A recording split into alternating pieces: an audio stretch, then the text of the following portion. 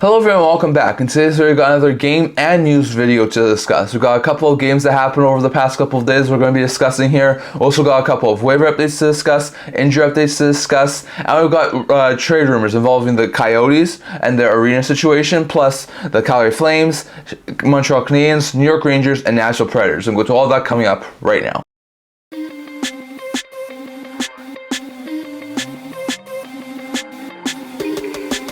Hello everyone, welcome back to another video here at the Intent Talk Show. Now before we get into this video, don't forget to like this video and subscribe down below. Thank you for all of your support. I would never be able to do with all of you guys. So don't forget to subscribe so we can hit 250 subscribers, and leave a comment down in the comment section below discussing all that was happened in today's video. Now usually I would start my video off by signings, but because of the low amount of games, we talked about this on our game review video on Tuesday. I'm not doing any game review videos over the next 3 recording days on Thursday, Saturday, or next Tuesday. So at this point in time, I'm going to do a quick game review here at the very beginning of my news video, just because there's only 5 games over the past couple of days. So first, we saw Columbus Blue Jackets show out the St. Louis Blues 1-0 over on Tuesday, the first of 2 games.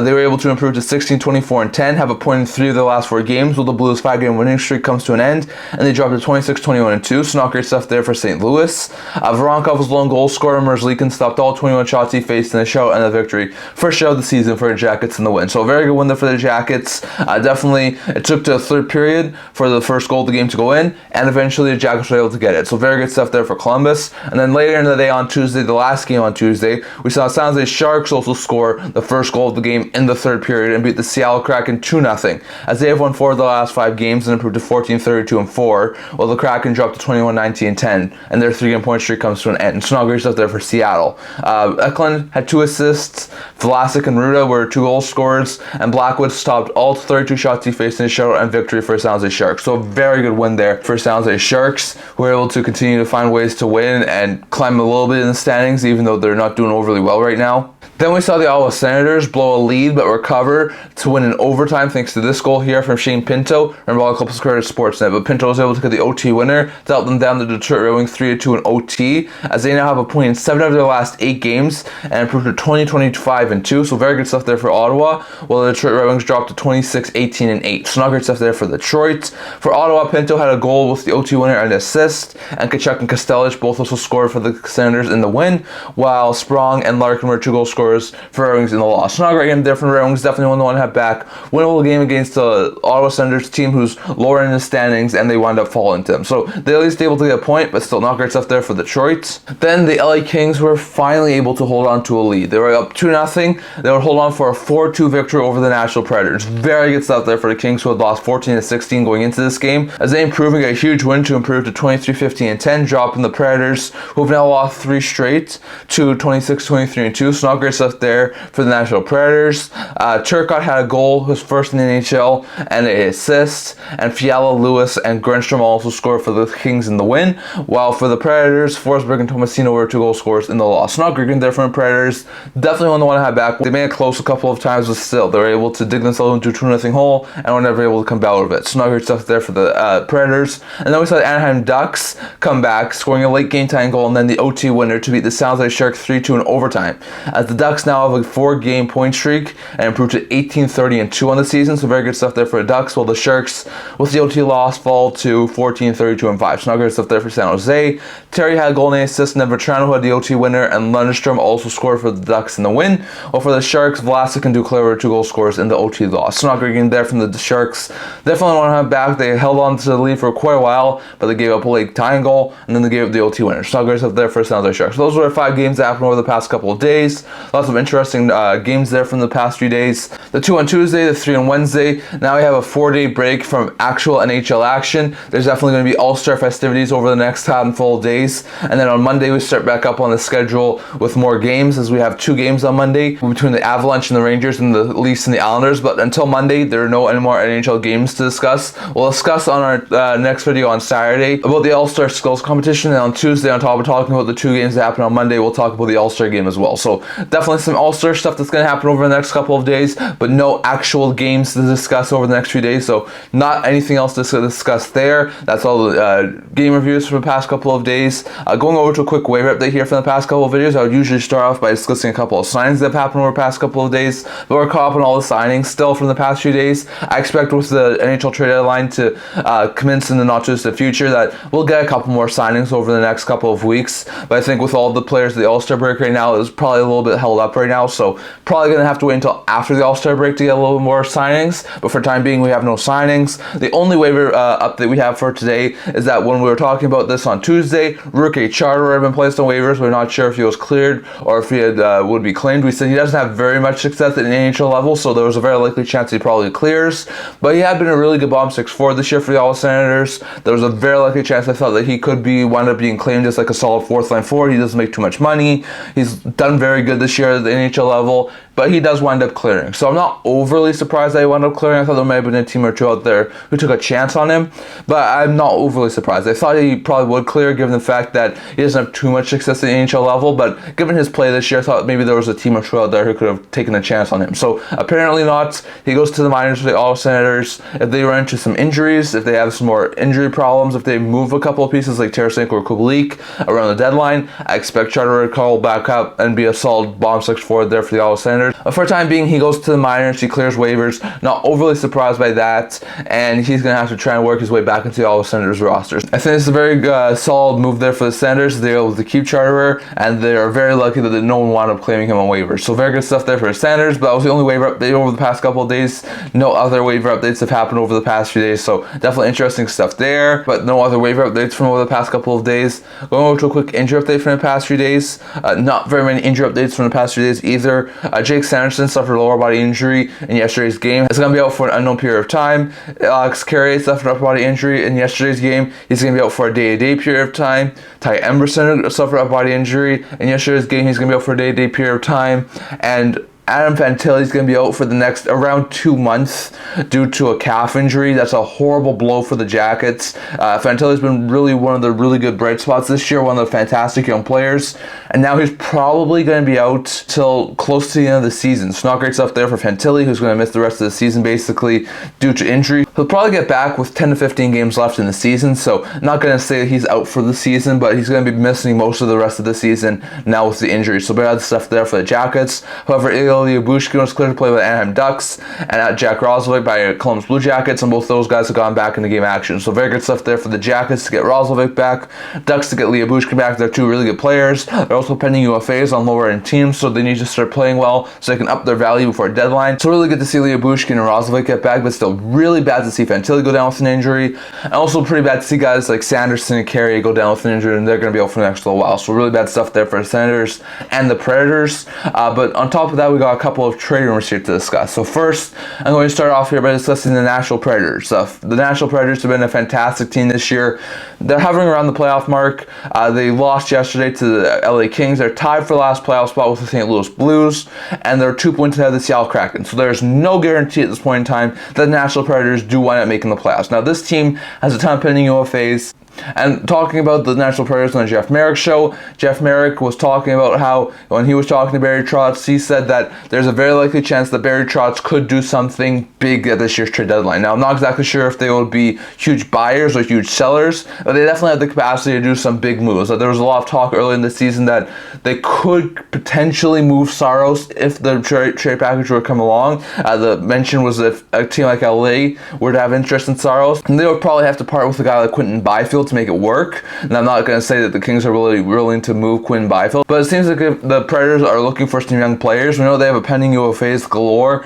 They have Alex Carrier, who I think could be dealt by a deadline, who's a pending UFA. Tyson Barrie's a pending UFA. We know that he wants a new fresh start. He's not working overly well in Nashville. On the forward group, you have Novak and Trennan, who I think are also very good possible moves before the deadline if they are going to be sellers. There's also, like I said, we're talking about Saros. Lankinen's a pending UFA, so if there was a team out there who really wanted to add some more depth to their goaltending market, I think they could also look at Lankinen. So there's a lot of pending UFAs. There is the capacity for the Predators to do something big. They're also one of the few teams out there who do have a little bit of cap space to work with. So don't count out the Predators to do some pretty big things. I could also see this team, as long as it's for a pending UFA, be a team who gets into the retained salary slots. They do have 2 retained salary slots already used up in Johansson and Ekholm, but I do think they could be a team if as long as like like I said, it's the UFA. They could also be a team who could retain some money on a player as long as it is expired by next offseason. So I definitely do think it's a really likely possibility that the Preds could do some big moves.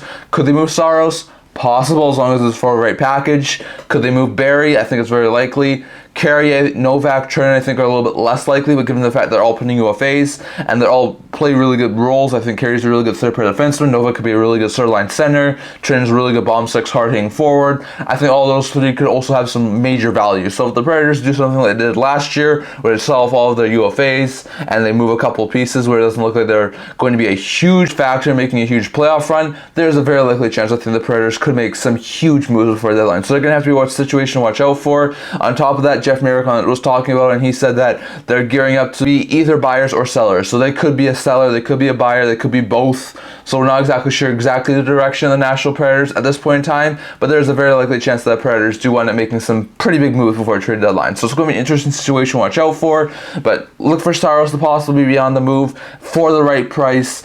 Trenton I could see removed, so could Novak, Carrier, Barry, possibly even Fabro. I know he's an RFA, but I could also see him be moved. And as long as they're able to get some pretty good young players, they want to try and build this core group even more. As long as they're able to get some really good young players, I think they'll be open to moving pretty much a lot of pieces. So it's going to be an interesting situation to watch out for. But Preds could be looking to be sellers, could be looking to be buyers, and they could be looking to make some big move before the trade deadline. Next one, which sounds like Sharks, Jeff Merrick was talking about the comments that Thomas Hertl made recently about him being traded and stuff like that, being possibly on the trade market, and he said that it was completely up to GM Guerrero. So there's a very likely chance that Hertl's fate is really in Guerrero's hands right now.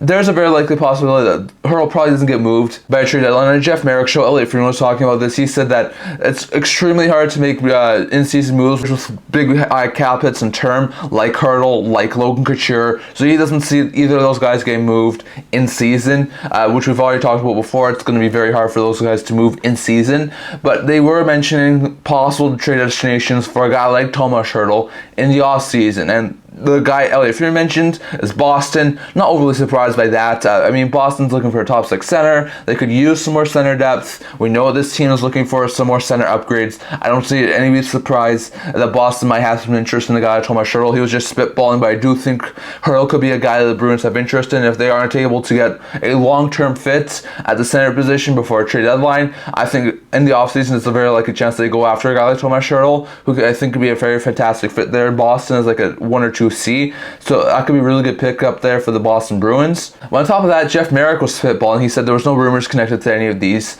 but he was thinking about a team like the Calgary Flames. I've actually mentioned this on my blog post I did a couple of weeks ago, talking about where some of the long-term Shark veterans could find themselves, and I said that Hertl could be a really good fit there in Calgary. I think Hertl would be a fantastic fit. We know they just traded Elias Lindholm yesterday. We know there's a very likely chance that there's a hole there. It's like a top-line center. It's very hard to fill those sorts of roles. They have Kadri, but I don't think at this point in his career he's a number one center. I think he's more of a 2-3 center. He's not a number one center. They have Connor Zary, who maybe eventually could be a number one center, but at this point in time he's more of a 2-3 center. So I think they could definitely benefit from having a number one center. Now, they do have some assets that they think they would be willing to part with if they were able to get Thomas Hertl. I think they want to be competitive over the next couple of years, but they're probably going to go through a rebuild. So they're probably still 1 to 2 years away from competing for, at the very least, some long, deep playoff runs. Maybe they wind up making the playoffs 1 or 2 years, but I wouldn't expect them to be huge contenders.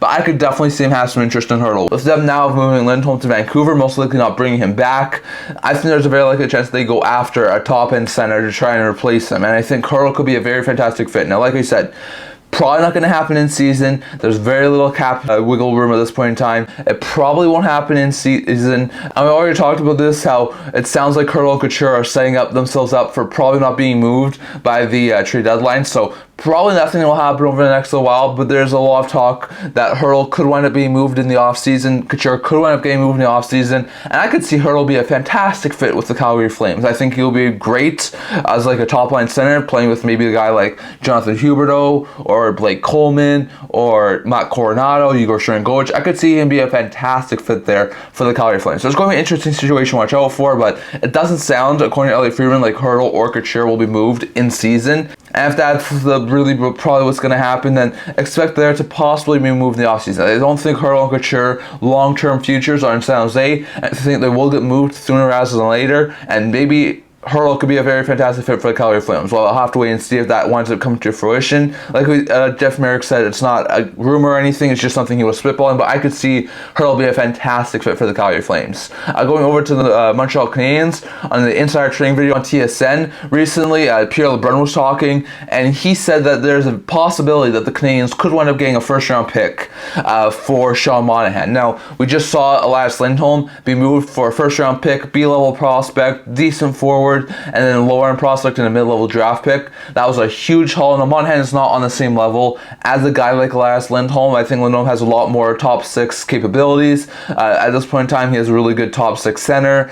He's a really good player. I think Lindholm's a fantastic top six center. Monahan, in my opinion, is more of a 3C, maybe a really low-end 2C. Maybe on a good team, he could be a second-line center, but not a really good 1 or 2C like Lindholm is. I don't think he's that level of top line center, but I do think he could be a really good pickup for a lot of teams. You know what? Even Elliot Friedman was mentioning this. He says that could Monahan get a first-round pick in return? He said there were probably two factors going into. Elliot Friedman did on the 32 Sauce podcast.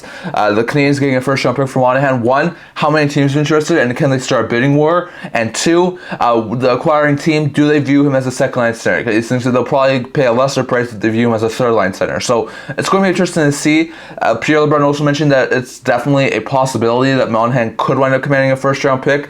And these two comments were made before the Elias Lindholm trade. I think after the Elias Lindholm trade, with a package Elias Lindholm wound up commanding, I think Monahan could easily get either a second-round pick and a really good prospect, or just a first-round pick. I think it's possible that the Canadiens could wind up getting a first-round pick, especially after what happened yesterday with Elias Lindholm. Now, on top of that, Monahan's having himself a season this year.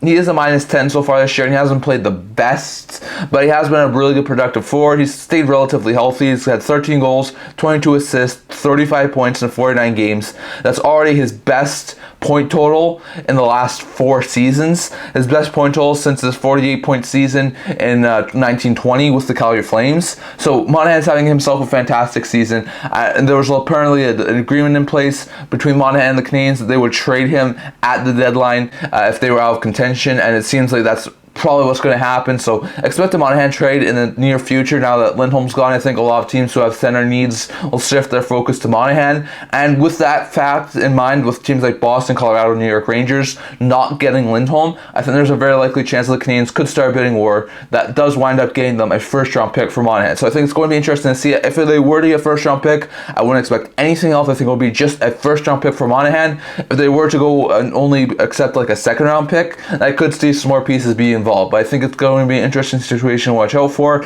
And I think Monahan could be a very fantastic trade chip for the Montreal Canadiens. Now going over to Arizona Coyotes, it seems like their time in Arizona may be coming to a close. Now, Elliot Friedman was talking about this on Jeff Merrick's show. He also did a radio hit on Arizona Sports News. And he was talking about the Arizona Coyotes. And he does think that a lot of governors are starting to get tired of the Arizona Coyotes arena situation. He says that there's a lot of people around the NHL who just really want the situation to be over with. He says that they've been talking, like we talked about before, about a plot of land they could try and get, but it sounds like there's going to be some sort of bidding stuff. It's not a guarantee that the Coyotes would get that piece of land, and it will take a long process, and the NHL really does want some sort of concrete plan in place at this point in time. Now, he said that Gary Bettman's going to be speaking with the media on Friday, which at this point in time was going to be tomorrow, and we may get some sort of clarity on the situation in Arizona. My guess will be we probably don't, but on top of that, Elliot Friedman did say they have somewhere around the All-Star break to have a concrete plan in place, or there's a very likely possibility that it could be moved.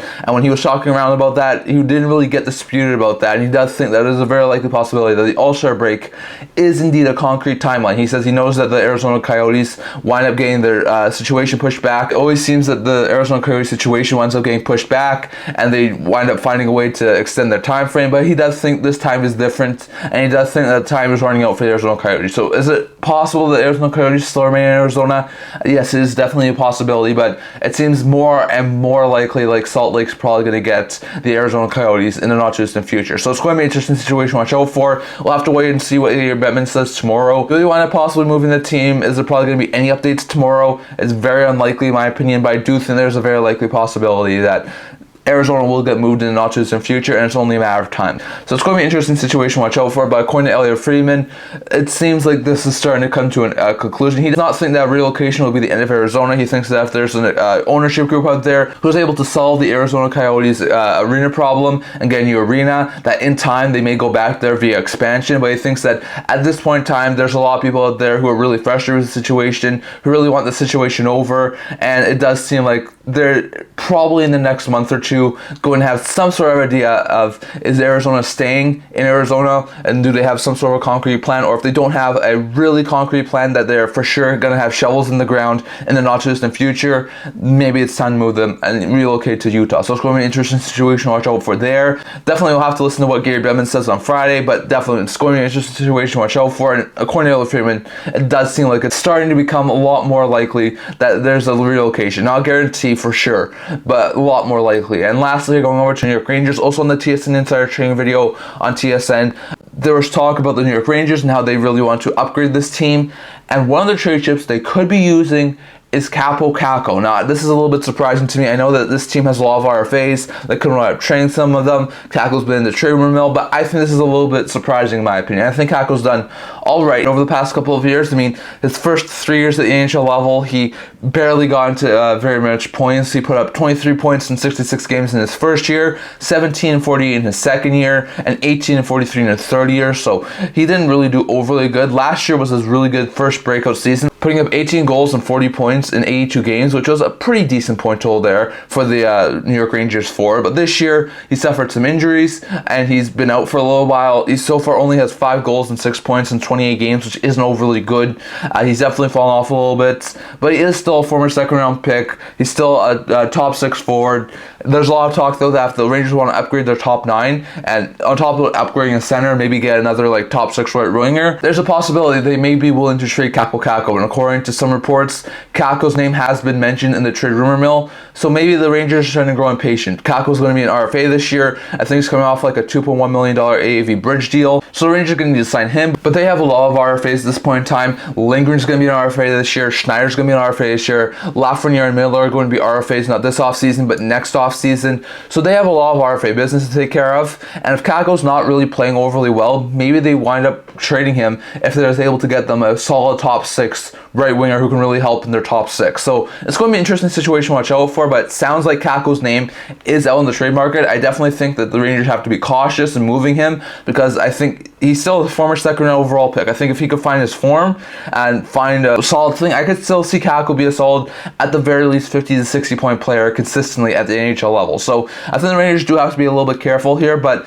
Kakko could easily be their best trade chip if they were willing to move him. And I think if they were willing to move Kakko, they could definitely do a lot of things before a trade deadline. So it's going to be an interesting situation to watch out for, but it does sound like Kakko's name is on the trade market, and if it's able to get the Rangers a huge upgrade, possibly in their top 6 on the right side, or possibly a guy like Sean Monahan, or possibly a top 4 defenseman, I think that would be really willing to do that. So it's going to be an interesting situation to watch out for, but Kakko seems to be out there, and there's a very likely possibility that we could see a Kakko trade before the trade deadline. So it's going to be an interesting situation to watch out for there. But that's what we're talking for today. I'd love to hear your guys' thoughts on all this down in the comment section below. What do you think about all these trade rumors? Does Kakko get moved before trade deadline for a major upgrade for the Rangers? I think it's a possibility. I think they have to be careful in moving Kakko. I think he's still a really good right winger. I think he could eventually be a solid 50, 60 point player. But I think with the Rangers wanting to try and upgrade this team, moving Kakko may be the best solution for him, so we'll have to wait and see if that happens.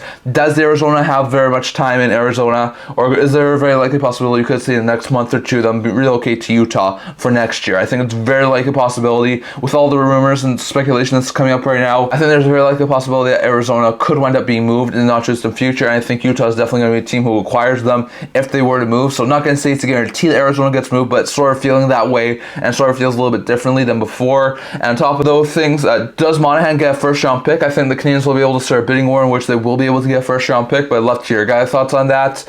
Do the Nashville Predators make a huge splash at this year's trade deadline? Could they move Saros? Are they going to move Barry, Carrier, Fabro, Trenin, Novak? Love to hear your guys' thoughts on who you think they could get moved, and do you think they could be a huge players at this year's trade deadline? And does Hertl make sense in Calgary? I know Jeff Merrick was just spitballing, but I really do like that fit. Hertl in Calgary, I think it'd be a very fantastic fit there. I'd love to hear your guys' thoughts on if you think Hertl to Calgary would make a lot of sense in the offseason. Definitely love to hear your guys' thoughts on all of that down in the comment section below. Plus, what do you think about the waiver updates, injury updates, and all the game reviews from the past couple of days? So that's what I'm going to talk about for today. Remember to like this video, and if you're a legend, to subscribe down below. Thank you for all of your support. I'd never know what to do without you guys. So don't forget to subscribe. So we're going to 250 subscribers. Also a blog talking about news, rumors, analysis, stuff like that. So if you check that out, I'll leave links down in the description below. And I can't wait to see you guys all for the next video.